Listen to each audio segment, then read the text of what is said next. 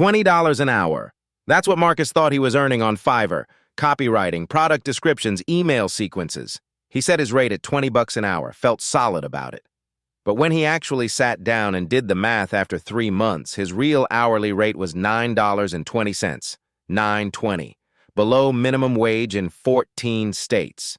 And Marcus isn't some edge case. This is the platform ceiling. It's happening to millions of freelancers right now who think they're building a business when they're actually running on a treadmill that's slowly speeding up. Now, there's a way out. A specific cold email sequence that books direct projects at $600 or more without needing a single portfolio piece to prove yourself. And I'm going to walk you through every email in that sequence by the end of this video. But first, you need to see the trap, because you can't escape something you don't fully understand. Let's break down what actually happens to your money on these platforms. Let's say you charge $15 an hour. That's actually above the platform median, which sits around $12. You land a project. Client wants blog posts. You estimate 5 hours. That's $75. Fiverr takes 20% off the top immediately. That's $15 gone. You never touch it. You're at $60 now. But you're self-employed. Nobody's withholding taxes for you. Between self-employment tax at 15.3% and your federal income tax bracket, you need to set aside roughly 30% of every dollar you earn. 30% of 60 is $18. You're at $42 for 5 hours of work. That's $8.40 an hour, already below the 15 you quoted. But here's where it gets worse. The unpaid revision cycle. Platform freelancers report an average of 2 to 3 revision rounds per project. And because platforms push freelancers to offer unlimited revisions to stay competitive, you end up eating that time. So those 5 hours, they become 7 or 8. Let's say 7.5 total with revisions. $42 divided by 7.5 hours. $5.60 an hour. From a quoted 15. You lost 63% of your rate before you realized what was happening. Now, some projects go smooth. Some clients are dream clients. But averaged over months of work across dozens of projects, the Freelancers Union found that independent workers spend about 21 unpaid hours per month on admin, revisions, and client acquisition. 21 hours generating zero income. That's the platform ceiling. It's not a conspiracy, it's just math. The fee structure, the tax obligation, and the revision culture create this compounding drain on your earnings. So why do people stay? 3 reasons. First, platforms have clients already searching. You don't have to find them. Second, payment protection. The platform handles disputes and holds funds in escrow. Third, and this is the big one, most freelancers believe they need a massive portfolio to book clients directly. They think nobody will hire them without seeing 30 examples of past work. That belief is a prison, and it's mostly false. You do not need a portfolio to book $600 plus projects directly. What you need is a framework that demonstrates your value inside the sales process itself. The work becomes the proof. So let's get into that cold email sequence. 4 emails. Each one has a specific job. Email number 1, I call it the specificity play. Most cold emails fail in the first sentence. They say something like, I'm a freelance copywriter and I'd love to work with you. That's not a pitch. That's a confession that you've done zero research. Email 1 needs to prove you've already thought about their specific situation. You're not selling a service. You're identifying a problem. Here's an example. Subject line. Spent 20 minutes on your site. Found something interesting. Body.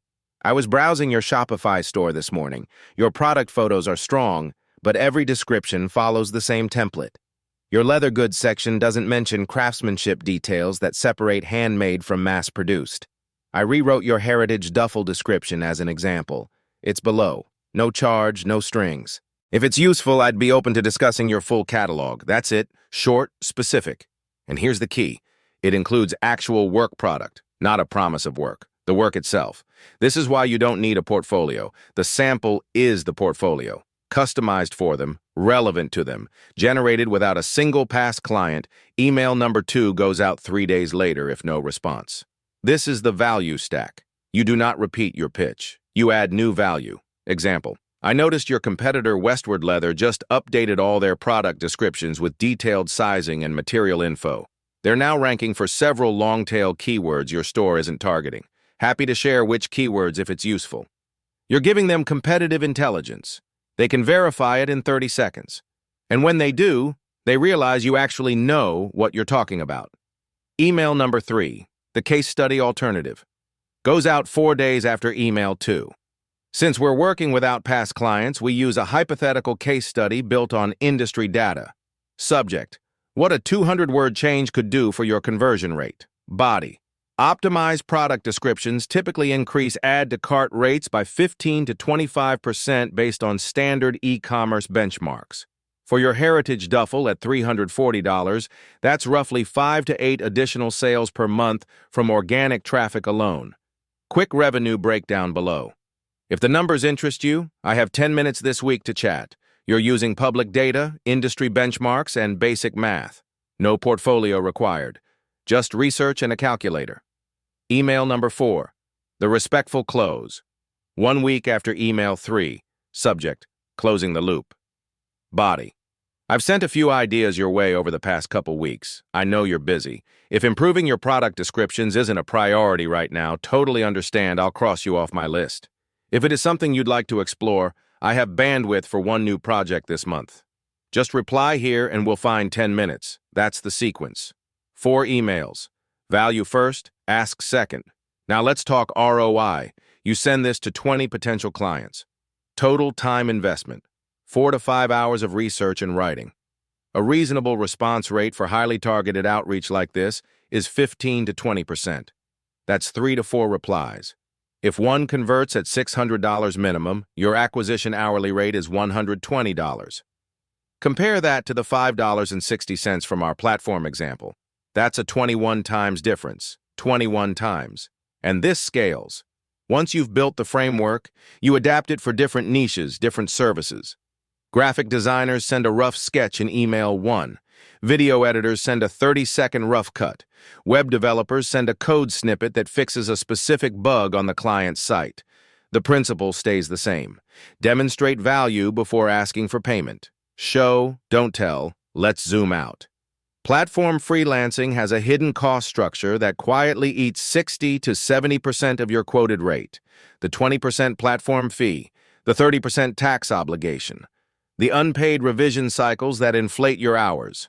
Individually, each one seems manageable. Together, they create a ceiling that keeps you earning below minimum wage while believing you're charging professional rates. But the alternative isn't magic, it's systematic. Find potential clients who have a specific problem you can solve. Demonstrate that you understand their situation by doing free work that takes you 15 minutes but shows them you're not generic. Follow up with competitive insights they can verify. Make a business case using public data. Close respectfully. 4 emails. No portfolio needed. No platform fees. No unlimited revision traps. The math doesn't care about your portfolio. It cares about your system. If this was helpful, there's more on the channel about building income streams that actually pay what your time is worth.